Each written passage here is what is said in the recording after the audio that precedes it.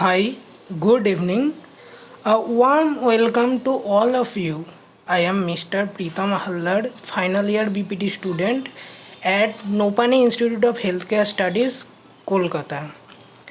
I am here to present my presentation about cesarean section or C section on behalf of Mumbai Maestro Academy, and I will give special thanks to Dr. Pradyut Kumar Kuila sir for giving me this golden opportunity. So let's begin. So cesarean section or C section. Cesarean section, the name given to the operation performed to deliver the baby after the age of viability through an abdominal incision and is used as an alternative route to the natural vaginal birth. So, when the natural vaginal birth is not possible or having complications of this natural birth, so we can opt for cesarean delivery or C-section. It is a surgical maneuver and the delivery of one or more babies by surgical incision through abdominal wall and uterine wall. In these cases, we are going to deliver one or more babies by surgical incision made on the abdominal wall or and uterine wall. History. So from where the name comes goes back to 715 BC before Christ, when Numa Pompilius, the king of Rome, brought in a law which forbade the burial of pregnant women unless her child had been removed from abdomen and buried separately. So there was a law that a pregnant woman only then been buried when the child is removed from her abdomen and buried separately. First recorded successful cesarean section done by Jacob Neufeld on his wife for prolonged obstructed labor in 1588. It is a picture of cesarean delivery on the past days. It was one of the earliest printed illustration of C-section. Incidence. 21% of all deliveries are cesarean deliveries. Reasons for increase in incidence. Why day by day the incidence is going to be increased? The number one cause is prior cesarean delivery. If the women had already gone through prior cesarean delivery, this can be a cause. Number two, multifidal gestation. Number three cause is use of intrapartum electronic fetal monitoring. Number four cause is changes in obstetric training. Number five cause is medical legal concern. And number six cause is expectation of pregnancy outcome. So, in our day by day, we are being busy with our works.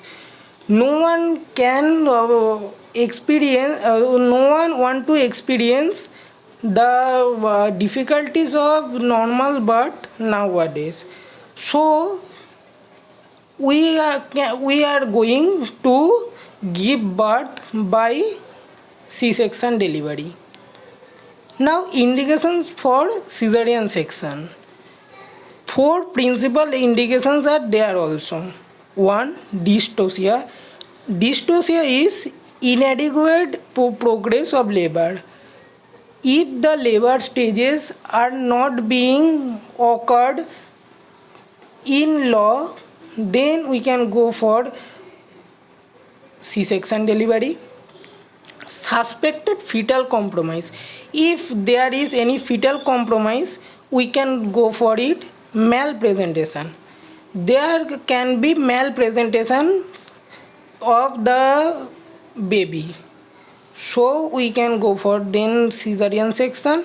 And prior cesarean birth, it is told before also, if the lady has already gone with prior cesarean section, so there is a chance of going through cesarean section once again. Indications for cesarean section continued. Previous cesarean section rate of indication is 26.1%, dystocia rate is 23%, malpresentation rate is 11.7%, and suspected fetal compromise rate is 10.7%. Others indication of C-sections are placental disorders, multifetal gestation, fetal disease, maternal medical conditions, cephalopelvic disproportion. Types of cesarean section. There are mainly three types of cesarean section. One is lower segment cesarean section, another one is upper segment or classical cesarean section, third one is modified classical cesarean section. Before this cesarean section, we made the patient prepared both mentally and physically for this surgery. So what can be done? Number one, counseling can be done. Number two, written informed consent should be taken. Number three, pre-operative evaluation should be done. Number four, preparation of incision area. Number five, bladder catheterization. Number six, blood arrangements. Number seven, antibiotics. Number eight, heparin therapy. We will go in details one by one. And here preoperatively, here is also the role of physiotherapist in this C-section delivery. Patient preparation in operation theatre. Left lateral tilt at least 15 degree. We should keep the patient at left lateral tilt position at least to 15 degrees. Number two, oxygen inhalation. Proper and adequate oxygen inhalation is to be done by the patient. During this surgery, pediatrician should be available. There in the OT room, there should be pediatrician also should be available there. Auscultation of fetal hearts before starting. Before starting the C-section delivery, auscultation of fetal heart sound is very much important. Anesthesia. Now we have to go for anesthesia before the surgery. We can go for general anesthesia, we can go for spinal anesthesia, we can go for epidural anesthesia, we can go for local infiltration of anesthetics during this or prior to this operation. Now which one will be given is depends upon the condition of the patient and the surgeon's choice. Skin incisions. Now, what are the types of incisions that are made for C-section delivery? It is also depending upon the patient's conditions and the surgeon's choice. Number one, most commonly used incision is fenestrine incision for C-section delivery. Number two, Joel-Cohen incision. Number three, midline incision. Number four, paramedian incision. Here we can see a picture of Joel-Cohen incision. Comparison of fenestrine and midline incision. Phenestrine incision. Slow to perform. It is very slowly performed. Almost 53 minutes is taken for this surgery. Number 2, difficult to extend. Number 3, limited exposure. Number 4, wound breakage is rare. Number 5, cosmetically much better. Number 6, incisional hernia formation is rare. So we can see here are both positive and negative aspects of fenestrine incision. Now the midline incision. It is a fast procedure. Operation time is generally less than 45 minutes. Easy to extend. Superior exposure. More common, but it is poor cosmetically, and incisional hernia is also more common. Opening the abdomen. The skin incision should extend well down into the fatty layers. First we have to go to the fatty layers. Then small incision is given in the rectus sheath and is then extended the full length of the skin incision using either the scalpel or the dissecting scissor. And after the fatty layers removal, we have to go to the rectus sheath and give their incision, and then this is extended to full length, and there the skin incision is made using scalpel or dissecting scissors. Midline is identified and the recti separated. Here the midline is identified and the recti is separated. The incision is then extended the entire length of the wound by inserting the index finger of each hand and drawing the hands apart. Now we have to extend this into the entire length of the wound. We can do it by inserting our index finger of our both hand and then drawing the hands apart. Skin incision. Here are the pictures of two skin incisions. Opening the parietal peritoneum. Here are the pictures of how we can open the parietal peritoneum. Opening the visceral peritoneum. Visceral peritoneum is an inner part of parietal peritoneum. After opening the parietal peritoneum, we will go to the visceral peritoneum opening. Separation of bladder. Now, it is a very important stage. We have to separate the bladder as shown in the picture, as because bladder is a very much important structure. If it is injured in this operation, then further complications can be present in future. So we have to carefully separate the bladder. Now, uterine incision. Lower transverse incision rate is 98.5%. Classical incision rate is 1.1%. Inverted T incision rate is 0.4%, and lower vertical or low vertical incision. Low transverse incision. Transverse incision at 1 to 2 cm below the junction of upper and lower segment. It is mainly smiley shaped incision. Gentle strokes with scalpel made this incision. Extend laterally with curved scissor with curve upward and with index finger. Here we have to use curved scissor and our index finger simultaneously.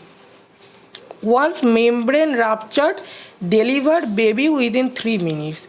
Once we reach to the place and the membrane is ruptured, placental membrane is ruptured, then we have to take out the baby within 3 minutes. Now here is a picture of bladder, uterus and peritoneum, how they lies during the C-section. Lower segment cesarean section. It is a standard method. Advantages of this: lower segment is less vascular, so blood losing chance are less risk of rupture of uterine scar, decreased risk of ileus and peritonitis, decreased risk of adhesion and post-operative obstructions, easy and rapid healing. Now, classical incision. Midline longitudinal incision in uterine wall. Indications: transverse lie with the fetal back inferior. If the fetus lies in a transverse position with his or her back inferior, we can go for classical incision. As a preliminary to caesarean hysterectomy treating carcinoma of cervix, if it is a case of caesarean hysterectomy, so treating the carcinoma of cervix or CA cervix, we can go for it. Previous classical caesarean section, if there is history of previous classical caesarean section, large cervical fibroid, if large cervical fibroid is present there, placenta praeva with large vessels in lower segment. If the placental previa is present with large vessels in the lower segment.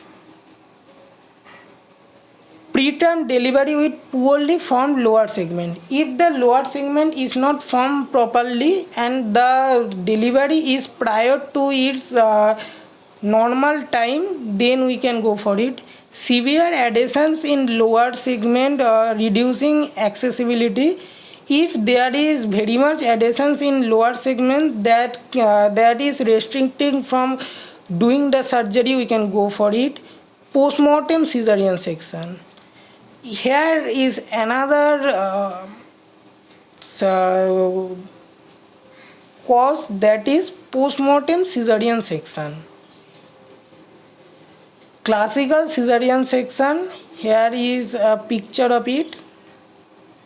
Now, low vertical incision. Indications: lower uterine segment is not formed. If the lower uterine segment is not formed, to cut contraction ring to deliver baby.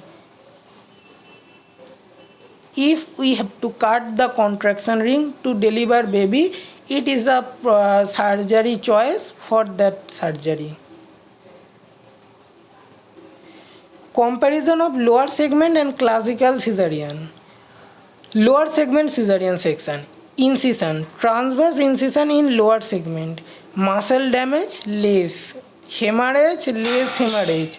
Suturing: more fibrous tissue makes suturing easy. In the case of upper segment caesarean section, vertical incision in upper segment is done. Muscle damage is here, more muscles are damaged.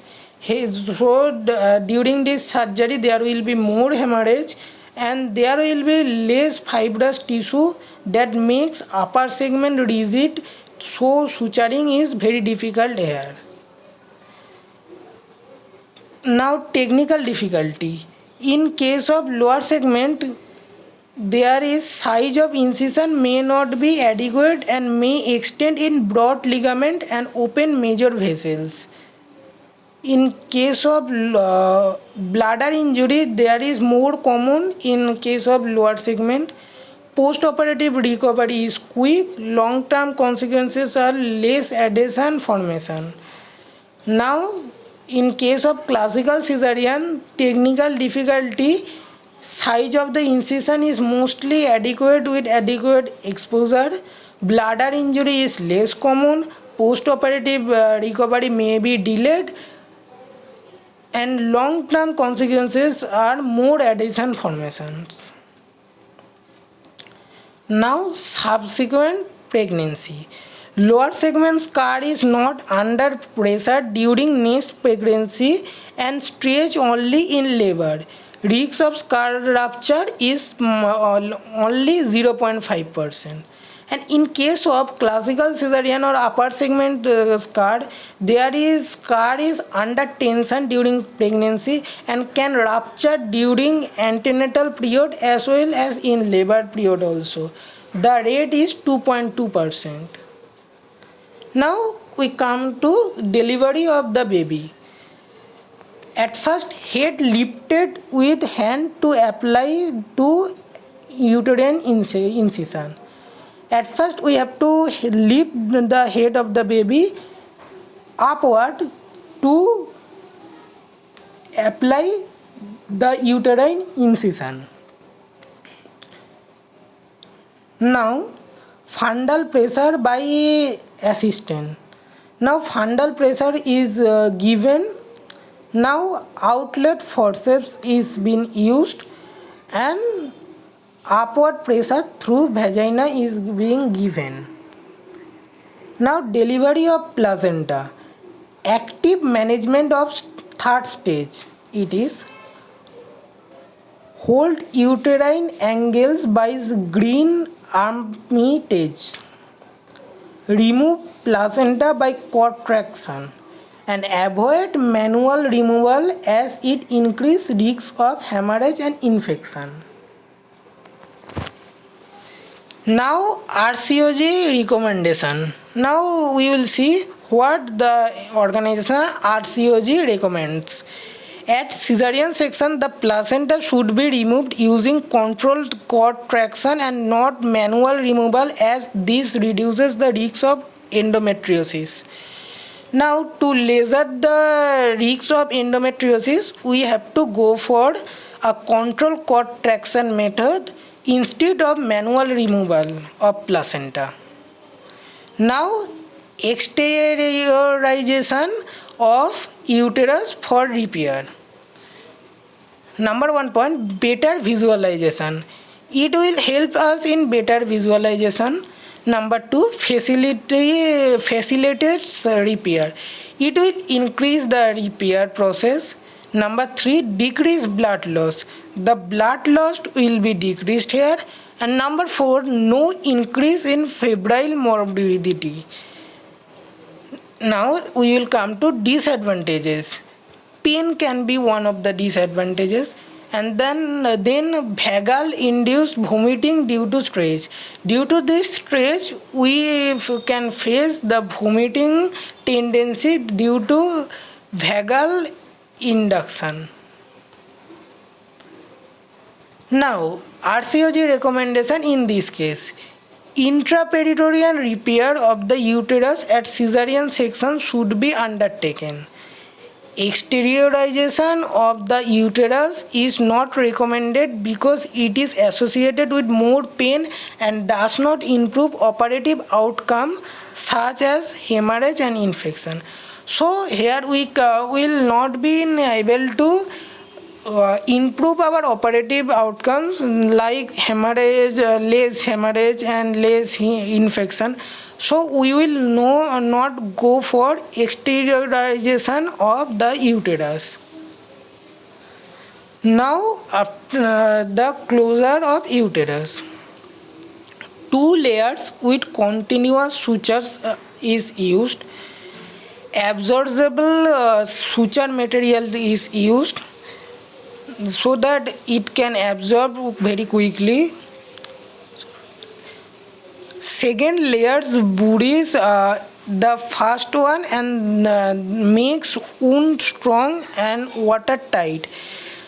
We are going for second layer closure, and it covers the first layer and it makes the wound strong and tighten the water content. ensure that the first lateral suture is well beyond the lateral margin of angle. We have to ensure that the first lateral suture is well beyond the lateral margin of the angle. Start suturing at the side away from the surgeon. We will start the suturing the side that is away from the surgeon. Suture gently placed 1 centimeter apart, and now we will give the suture these 2 layers of suture 1 centimeter apart from each other. Now securing in uterine angles. Here is one picture. How can we secure uterine angles? Double layer uterine closure, how it is being done. Here is the suture, how it is going. Now RCOG recommendation in this case.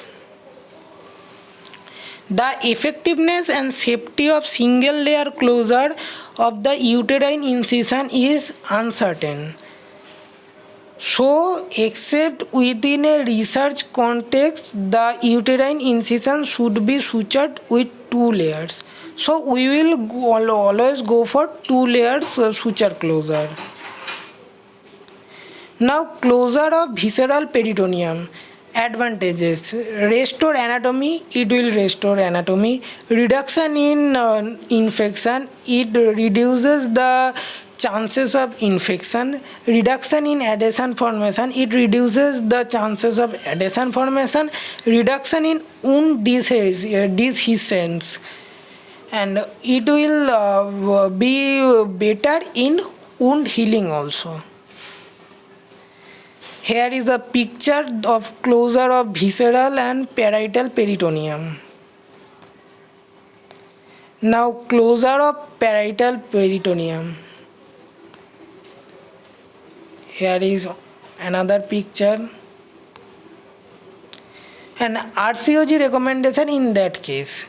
Neither the visceral nor the parietal peritoneum should be sutured as caesarean section because this reduces operating time, the need of post-operative analgesia, and improves maternal satisfaction.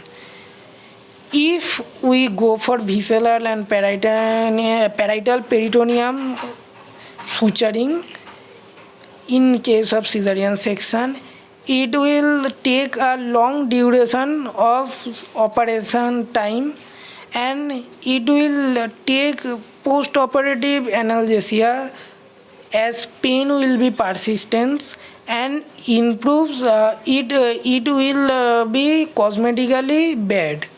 So to improve maternal satisfaction, we will not do neither the visceral or not the parietal peritoneum suturing. Closure of fat layer. Routine closure of subcutaneous tissue space should not be used unless the woman has more than 2 cm of subcutaneous fat because it does not reduce the incidence of wound infection. Because the fat closure does not reduce the incidence of wound infection, so we will not go for subcutaneous tissue or subcutaneous fat closure unless the woman has more than 2 cm of subcutaneous fat. Now, superficial wound drains should not be used at caesarean section because they do not decrease the incidence of wound infection or wound hematoma. Now here is a picture of skin closure. Here is an example of interrupted suture. Staples rapid but increase pain. It will take less time. It is rapid but it will increase pain. And subcuticular suture. Dose of caesarean section according to RCOG. Wear double gloves for caesarean section for women who are HIV positive. We should wear double gloves in the operation when the patient is HIV positive. Use a transverse lower abdominal incision, Joel Cohen incision. Use blunt extension of uterine incision. Give oxytocin 5 international unit by slow intravenous injection. Use controlled cord traction for removal of the placenta. Close the uterine incision with 2 suture layers. Check umbilical artery pH if cesarean section performed for fetal compromise. Consider women's preferences for birth and facilitate early skin to skin contact for mother and baby. Now, don'ts of cesarean section. Don'ts. Close subcutaneous space unless it is greater than 2 cm of fat. Use superficial wound drains. We won't use superficial wound drains. We won't separate surgical knives for skin and deeper tissues. We will do with only one surgical knife. Routine use of forceps to deliver baby's head. We will prefer to go for our hand instead of forceps. Suture either the visceral or the parietal peritoneum. It is not needed. Priorly we have discussed. Exteriorize the uterus. It is also not needed. And manually remove the placenta. We will never try to manually remove the placenta. Post-operative monitoring. Recovery area. 1-to-1 observations until the woman has airway control, cardiorespiratory stability and can communicate. In the ward, half-hourly observation, respiratory rate, heart rate, blood pressure, pain and sedation, all our vital signs for 2 hours, then hourly if stable. For epidural opioids and patient control analgesia with opioids, hourly monitoring is needed here during the cesarean section plus 2 hours after discontinuation is needed. Care of woman and baby. Provide additional support to help women to start breastfeeding as soon as possible. If additional supplements from outside is needed, we will give that. Offer diamorphine 0.3 to 0.4 mg intrathecally or epidural diamorphine 2.5 to 5 mg to reduce the need of supplement analgesia. Offer NSAIDs analgesics to reduce the pain and need for opioid analgesics to reduce the need for opioid analgesics. And the women who are feeling well and have no complications can eat or drink when they feel hungry or thirsty, no matter. After regional anesthesia, remove catheter when woman is mobile. Remove wound dressing after 24 hours. Discuss the reasons for the cesarean section and implication before discharge from hospital. Offer earlier discharge. We all know that early mobilization is important, so earlier discharge to the woman is being given if there is no pyrexia or no other complications. Now recovery.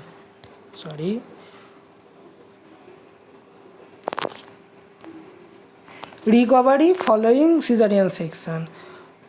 Offer postnatal care plus specific post-operative CIS care and management of pregnancy complications. Prescribe regular analgesia so that the pain level is under control. Monitor wound healing, and we can also monitor the vital signs in a routine checkup. Inform women they can resume activities such as driving or heavy exercise when the pain is not distracting or restricting those activities. Consider cesarean section complication. Endometriosis, if excessive vaginal bleeding happens. Thromboembolism can be occurred if cuff or swollen cup means if our soleus muscle cannot pump the blood properly to our central or system. Urinary tract infection is very common, and urinary tract trauma like fistula can also occur. Now anesthesia related complication, we can face aspiration syndrome. Aspiration syndrome can lead to aspiration pneumonia and that all. Hypotension can occur, and there can be a spinal headache also. Now hemorrhage. Uterine vessels damage leads to hemorrhage. Uterine atony, placenta previa or accreta can be occurred, and laceration of wounds can be occurred. Uterine laceration, vertical laceration into vagina, broad ligament laceration can occur. Urinary tract, after prolonged obstructed labor injury or injury to vesico uterine space due to previous cesarean section or low vertical uterine incision. GI tract, ileus can occur. Early oral intake should be started. Decreased time of return of bowel sounds, decreased post-operative stay, decreased abdominal distension can occur. Respiratory tract, atelectasis or pneumonia can be occurred. Pneumonia can be occurred due to that aspiration also. The treatment is deep breathing exercises and postural drainage. And here the role of we physiotherapist comes. Now thromboembolism. Thromboembolism is one of the major complication and most commonly occurred. Major cause of maternal morbidity or mortality is increased changes in emergency LSCS, advanced maternal age, obesity, inherited thrombophilia disorder. These are the risk factors. Prophylaxis, use of mechanical calf compression intraoperative. Acha. Here also we have a major role. We can use our therapy here. We can use the compression boot, compression things to compress the calf muscle. Use of calf compression stocking can be done, and subcut heparin, that means low molecular weight heparin can also be given as a pharmacological management. Thank you. Thanks all for your patience hearing. Thanks all for giving me time. Thanks all.